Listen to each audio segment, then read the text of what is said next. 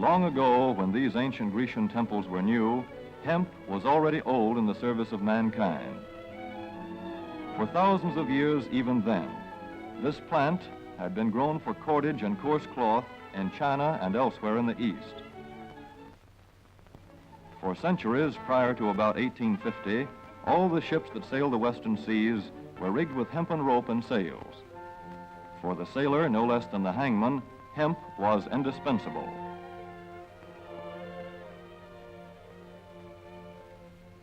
A 44-gun frigate, like our cherished old Ironsides, took over 60 tons of hemp for rigging. Including an anchor cable 25 inches in circumference.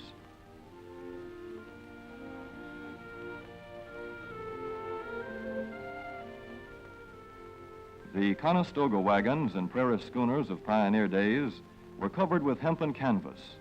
Indeed, the very word canvas comes from the Arabic word for hemp. In those days, hemp was an important crop in Kentucky and Missouri. Then came cheaper imported fibers for cordage, like jute, sisal, and manila hemp, and the culture of hemp in America declined. But now, with Philippine and East Indian sources of hemp in the hands of the Japanese, and shipment of jute from India curtailed, American hemp must meet the needs of our Army and Navy as well as of our industries. In 1942, patriotic farmers at the government's request planted 36,000 acres of seed hemp, an increase of several thousand%. The goal for 1943 is 50,000 acres of seed hemp. In Kentucky, much of the seed hemp acreage is on river bottom land such as this, along the Kentucky River Gorge. Some of these fields are inaccessible except by boat. Thus, plans are afoot for a great expansion of the hemp industry as a part of the war program. This film is designed to tell farmers how to handle this ancient crop, now little known outside Kentucky and Wisconsin. This is hemp seed. Be careful how you use it. For to grow hemp legally, you must have a federal registration and tax stamp. This is provided for in your contract. Ask your AAA committeeman or your county agent about it. Don't forget, hemp demands a rich, well-drained soil such as is found here in the bluegrass region of Kentucky or in central Wisconsin.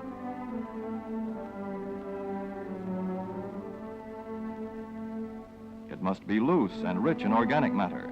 Poor soils won't do.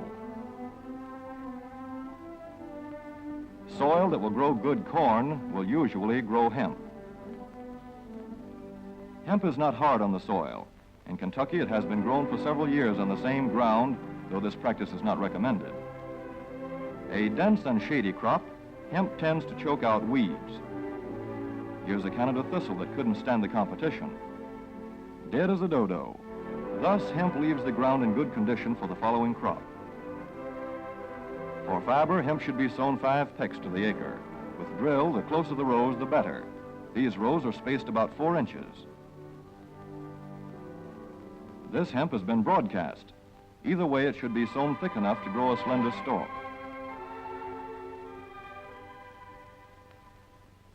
Here's an ideal stand. The right height to be harvested easily, thick enough to grow slender stalks that are easy to cut and process.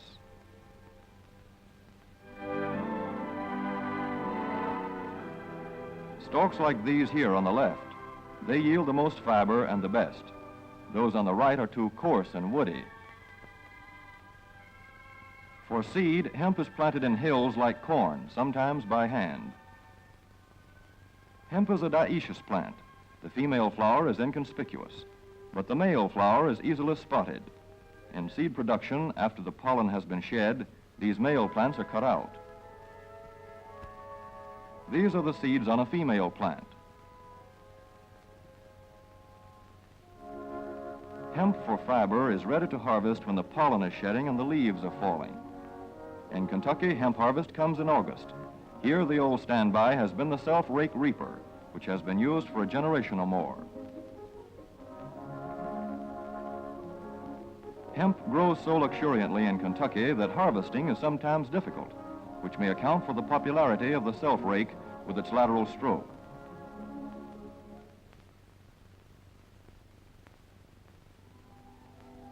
A modified rice binder has been used to some extent. This machine works well in average hemp.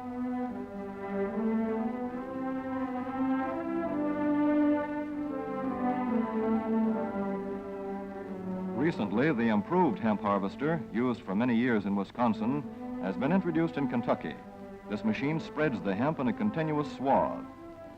It is a far cry from this fast and efficient modern harvester to the Armstrong model of yore. But here's one kind of harvester, at least, that doesn't stall in the heaviest hemp. In Kentucky, hand cutting is practiced in opening fields for the machines.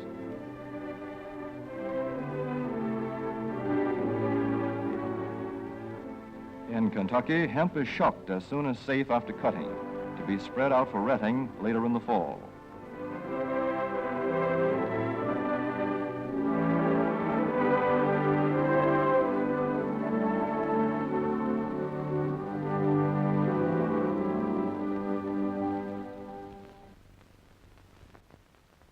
In Wisconsin, hemp is harvested in September.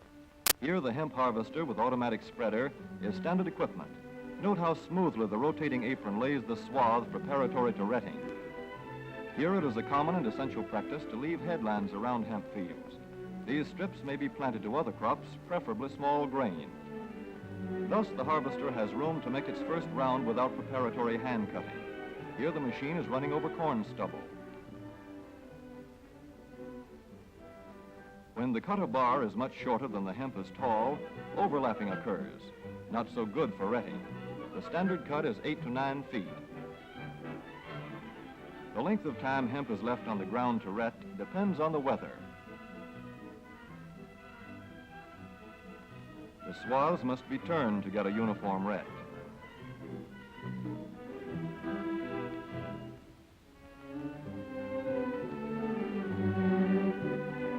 When the woody core breaks away readily, like this, the hemp is about ready to take up and bind into bundles.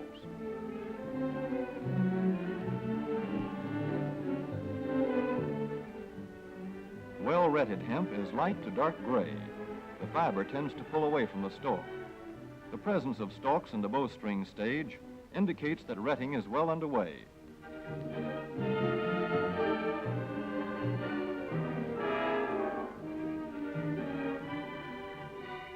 When hemp is short or tangled, or when the ground is too wet for machines, it is bound by hand. A wooden buck is used. Twine will do for tying, but the hemp itself makes a good band.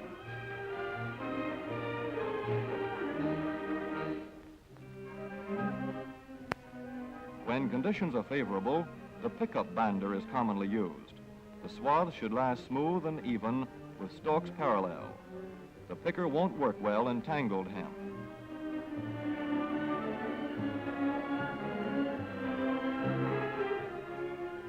After binding, hemp is shucked as soon as possible to stop further retting.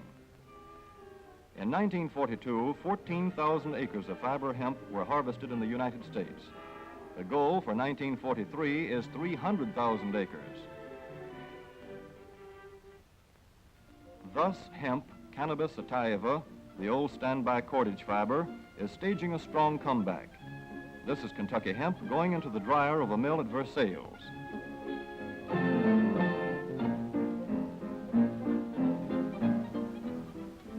In the old days, breaking was done by hand, one of the hardest jobs known to man.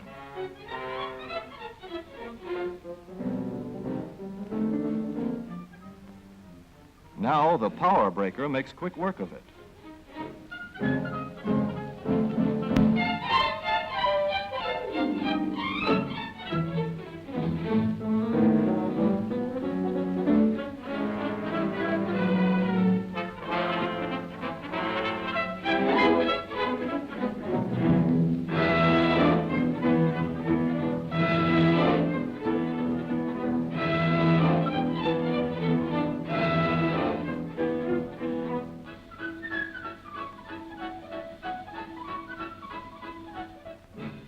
Spinning American hemp into rope yarn or twine in the old Kentucky River Mill at Frankfort, Kentucky. Another pioneer plant that has been making cordage for more than a century.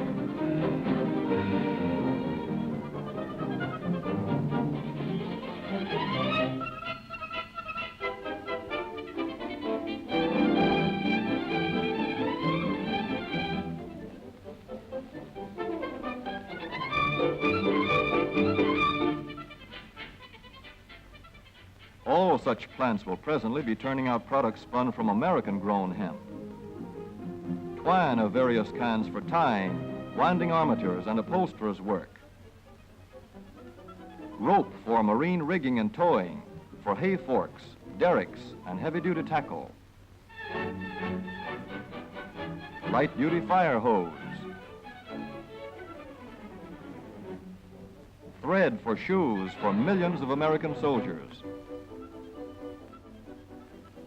And parachute webbing for our paratroopers.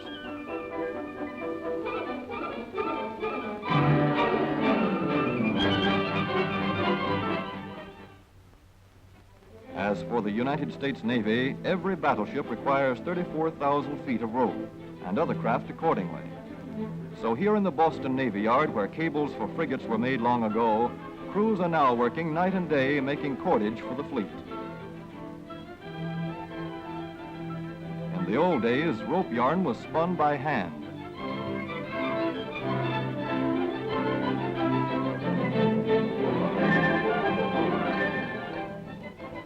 Today, even the rope walk is mechanized. 160 fathoms to go.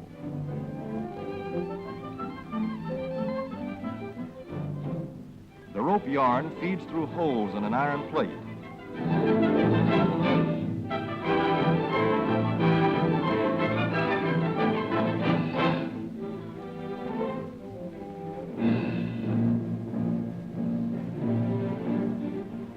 This is Manila hemp from the Navy's rapidly dwindling reserve.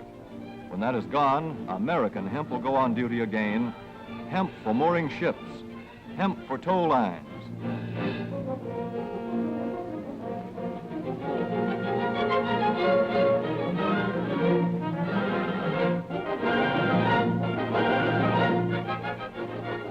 Hemp for tackle and gear. Hemp for countless naval uses, both on ship and shore. Just as in the days when old Ironside sailed the seas victorious, with her hempen shrouds and hempen sails.